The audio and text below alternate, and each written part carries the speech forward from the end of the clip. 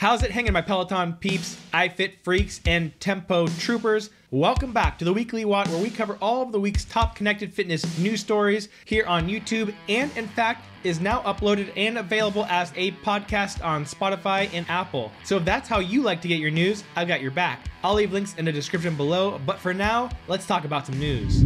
Peloton stock dipped hard this week, dropping under $40 for the first time since May of 2020, after it was revealed that in the first episode of the Sex and the City reboot, spoiler alert by the way, Mr. Big suffers a heart attack on a Peloton bike during his 1000th ride with fictional Peloton instructor Allegra, played by the real Peloton instructor Jess King. Mr. Big's death by Peloton was a surprise to everyone, including Peloton. Peloton spokesperson Denise Kelly told BuzzFeed that HBO procured the Peloton bike on their own. Peloton was aware that a bike would be used in the episode and that Jess King would be portraying a fictional Peloton instructor. Due to confidentiality reasons, HBO did not disclose the larger context surrounding the scene to Peloton in advance. This reminds me very much of the 2019 Peloton ad debacle, in which Peloton gained a ton of publicity that they did not like from everybody making fun of their holiday commercial. But I, for one, think that at least some of Peloton's massive success in 2020 was due at least somewhat in part to the awareness brought on by people making fun of that ad. That was certainly the first time I had ever heard of Peloton. Similarly, this Sex and the City scene could actually be a fantastic promotion for Peloton. They might not like the image that a heart attack on the Peloton bike brings, but as Bloomberg points out, Peloton losing control of its storytelling is probably the best thing to happen to the brand this year. And I wholeheartedly agree. More good news for Peloton is that they have finally added boxing classes to their lineup.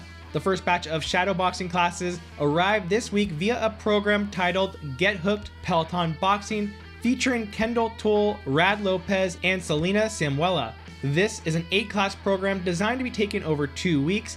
I've taken the first 2 classes and so far so good. It seems very well made and a great way to mix in some cardio off the bike or tread, especially for those of us who are never going to touch those dance classes. Sorry, Usher. Peloton says this is a category we will see more of and that there are more classes on the way. Now, there's a lot more that happened with Peloton this week and I'm gonna get into it, but let's cover some iFIT news first. Because Tommy Rivs, who I covered in our first episode of the Weekly Watch, you know, the iFIT coach who was diagnosed this last year with a rare and aggressive form of lymphoma, the man who went into a coma, spent months in the hospital and told he'd basically not be able to do much should he partially recover, the man who finished the New York Marathon last month, and the man who is now back working with iFIT on a new training series. That's right, iFIT has teased with pictures and videos on social media that Tommy Rivs is indeed wrapping up a project for his next workout program. Very exciting to see him back in his element and making great experiences for the iFIT community to jump into.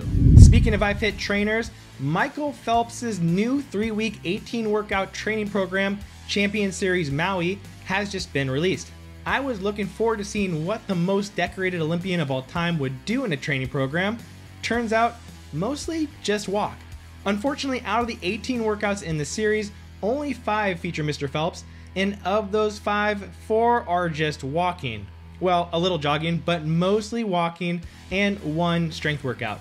The rest of the series is mostly led by iFIT trainer John Peel. Now don't get me wrong, John Peel is great, but since this is the Michael Phelps Champion Series, I was hoping more than just a few walks and 1 bodyweight workout. But to be fair, it does look like a fun program, but I hope at least we can expect to get more from iFIT's next fitness trainer that was announced, Kayla Itsines. Earlier this year, iFIT purchased Kayla's fitness app Sweat for an estimated $300 million, and just last month have sued Victoria's Secret for using Sweat's logo and a Kayla Itsines lookalike in their ads. Now, iFIT is bringing Kayla on board to their iFIT program with a new dynamic high-intensity series coming soon. I was wondering when iFIT was going to finally add one of their most popular coaches they have on staff into the mix, and it looks like we won't have to wait much longer. Hopefully they add her program to the Normatec Vault as well, because that device is drastically in need of some new content. Going back to Peloton for a bit, Peloton has now added the Strive score to the Peloton app. I had to do a double take when I read about this because I've always been able to see my Strive score on the app, ever since it was first released earlier this year. Well, I guess I'm not crazy. Evidently, this feature was just turned off of the app for digital members who only paid $12.99, but was on the app for those with a $39 bike or tread membership. So now everybody, no matter their membership type, can see their Strive score, which for those of you who don't know, is pretty much just a poorly implemented and mostly useless heart rate score. And I say mostly useless because it does have one obvious use in helping Peloton sell their new heart rate monitors that will be coming soon with the new Peloton guide. And that day may be here before you know it, as Peloton did announce during an investor call this week that around 1,000 members are already testing this new device. There were two other announcements of note during that investor call, one of which is that John Foley does plan on reopening the Peloton studios back to the public at some point in the future. No info was provided on when that future may be or how it would work, but it does give some hope to Peloton fans who have been eagerly wanting to take a class live. Personally, I hope they never reopen their doors to live classes because and I say this with all the love in the world, I don't want to fucking see you or anybody else besides the instructor during my classes. And even then, sometimes, like when Christine starts talking about her past, I wish the instructor would leave too. John Foley also made clear during this call that the Peloton Tread Plus will not be coming back out anytime soon. He said Peloton, quote, remains hopeful that we'll be able to return the Tread Plus product to the US market at some point. However, at this point, we can't comment on a proposed timeline. He also added that they are hard at work developing hardware modifications to further enhance the safety profile of the Tread Plus, but once they did, they would still have to submit it to the CPSC for approval. So basically, they don't have the design done, and even once it's done, it'll likely take months to send and get approved by the CPSC. So basically, I would not expect this to be coming out before mid to late 2022, if they even decide to bring it back at all this next year. That or this is secretly a genius marketing move by John, because upon hearing this, I broke down and ordered the regular tread with no plus. Keep your eyes peeled for a review when it comes. iFIT also had a bit of bad news. Turns out they decided to lay off an undisclosed number of employees this week in multiple departments. Some ex-employees blame the layoffs on poor management, worker mistreatment, struggles with their initial public offering, and patent lawsuits. And this comes just 2 weeks after iFIT won 2 awards from Comparably's yearly survey, including Best Company for Work-Life Balance and Top 50 Best Brands for Millennials. iFIT spokesperson Colleen Logan wrote in a statement to the Herald Journal that, quote, a small reduction in workforce occurred to align with business needs as we continue to grow as a fitness technology company. Being headquartered in Cache Valley, we appreciate the opportunity to provide jobs that facilitate greater health and wellness in our community and around the world. We empathize with those impacted and appreciate their contributions to the company. No matter what the case is, it is always a bummer to see people being laid off right before the holidays, and we wish them the best as they search for new positions. Do we have any Tonal fans in the house here at the Weekly Watt? Well, if we do, and you listen to music, I've got some good news for you. Tonal has a new update that now allows you to listen to your Apple Music while you work out. And you don't see this very often with connected fitness devices, allowing you to play your own music. Certainly not iFIT, not Peloton, not Tempo, not Beachbody, pretty much nobody. So pretty cool on them, and I hope to see more updates roll out like that for other companies as well.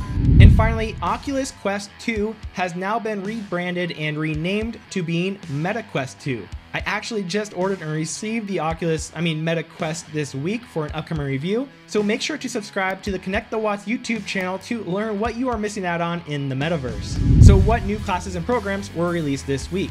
For Peloton, we got the new boxing program, Get Hooked, a new collection of holiday stacking stuffers featuring 22 bite-sized 15-minute classes to add to your stack, and 7 new Queen-themed classes. On iFIT, this week's highlights include the new 22-part Michael Phelps Champion Series in Maui, and Tempo added a new 4-part beginner strength mini but mighty program with Coach Jonathan, designed to teach the basics of dumbbell strength training. And finally, here is the deal of the week. I want to go ahead and highlight that the Normatec Pulse 2.0 leg compression recovery system is still on sale for its Black Friday price at $799. I have a pair that I use regularly, and if you bike, run, row, or just work out hard at all, it is one of the most useful and relieving recovery tools that you can own. It's very worth the cost if you can swing it. And that's it, ladies and gentlemen, for this week's Weekly Watt. If you enjoyed it, please make sure to let me know by hitting that like button or by giving us a rating and review if you are listening via the podcast. It is very much appreciated, it helps a lot, and I will be back early next week on Monday for an interview scheduled with Tempo coach Colby Landry, which takes place live on YouTube at 1:30 p.m. Pacific Standard Time, and will be posted to the Weekly Watt podcast at a later date. Thanks so much for listening, have a great rest of the week, and I'll see you next time.